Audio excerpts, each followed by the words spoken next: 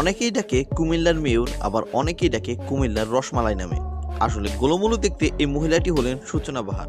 কুমিল্লার সাবেক মেয়র তাহসিন বাহার সূচনা। আলোচিত এই মেয়রকে নিয়ে নানা সময় আলোচনা হয়েছে। গত ৫ আগস্টের পর থেকেই তিনি পলাতক। জানা গেছে, গত ২৯ আগস্ট রাতে ভারতে পালিয়ে গেছেন সাবেক এই মেয়র। এরপর থেকেই কোনো খোঁজ না থাকলেও আবারও সরব হয়ে উঠেছে সামাজিক যোগাযোগ মাধ্যমে। গত ২৫ সেপ্টেম্বর থেকেই সোশ্যাল মিডিয়ায় ফুঁসে উঠেছেন তিনি। ফেসবুক বিভিন্ন ইস্যুতে পোস্ট করেছেন তিনি।